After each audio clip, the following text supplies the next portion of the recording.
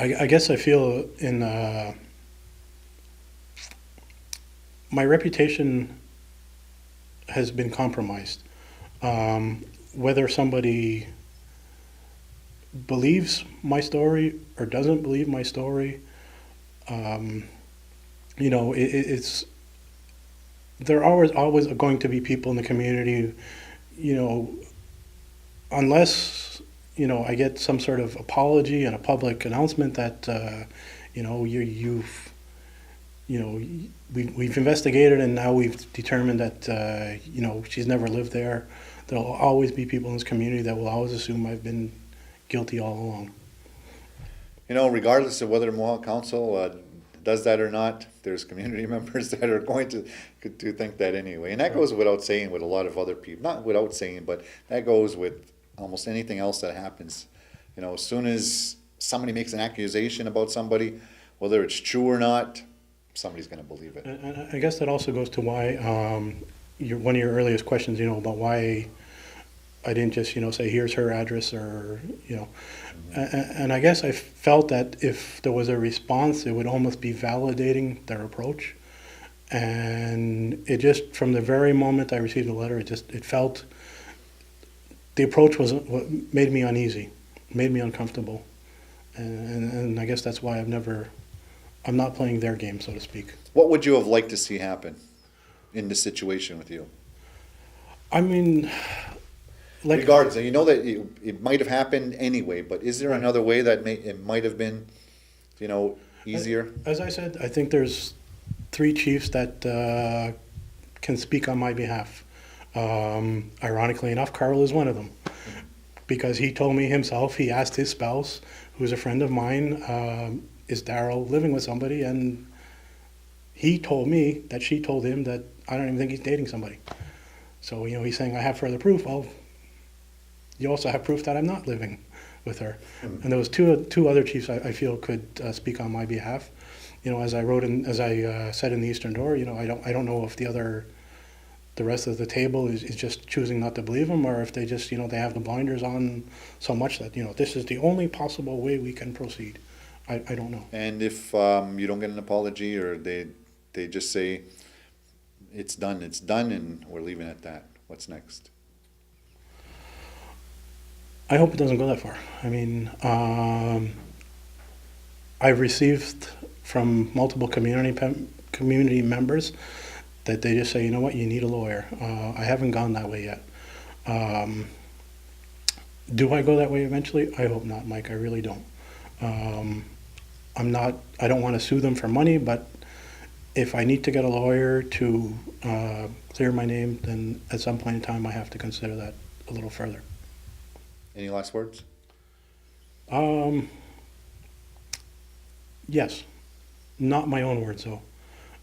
Just something I received from a community member, an email. I wouldn't mind sharing. Sure, go ahead. I won't give the person's name. I told them I would probably use their letter some way, somehow. I just told them I didn't know how it would be. Hello, Daryl. I read the Eastern Door article and was shocked, repulsed by the way they approached you.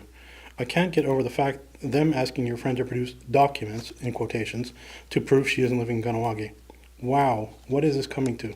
There has to be a better way for our community to deal with the membership issue. In the meantime, the MCK is making people feel uncomfortable and unwanted. Someone like you is positive, contributing, upstanding citizen Ganawagi. To be treated like this is crazy. Anyway, I hope your situation brings the message to the MCK. Should drop this now before they dig the hole any deeper. Best wishes with everything. Signed, a community member. And that's touching for you. Yeah.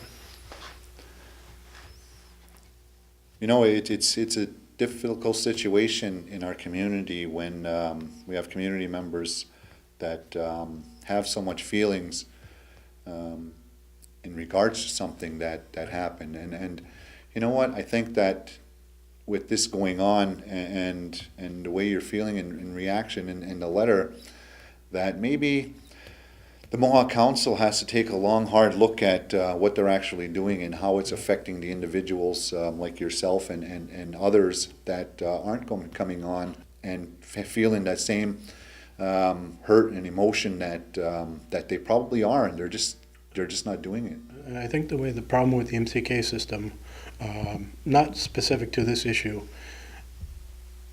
is why people are reluctant to come forward. Is MCK sort of like the big bully in the room? Whether they acknowledge that or understand that or know that, it's almost like the big bully who stands over you and says, "I heard you got something to say to me." Who responds to that? No, I didn't say nothing to you. And I mean, like I said, I've been approached. I've approached maybe 150 people, and then another 50 have approached me. And there's a lot of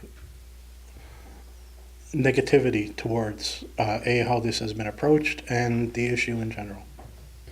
Well, Kanawagi, you've been watching On the Record.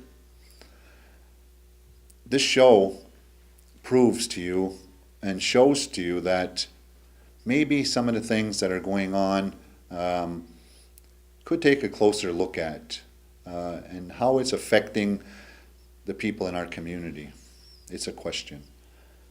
If we can do things a different way or a better way, maybe you can speak up and let the Mohawk Council know that it does have an effect in this community. You've been watching On the Record. I'm your host, Michael Stock. Yawa and Onigiwahi. This program has been brought to you in part by OCR and Shell Gas Bars.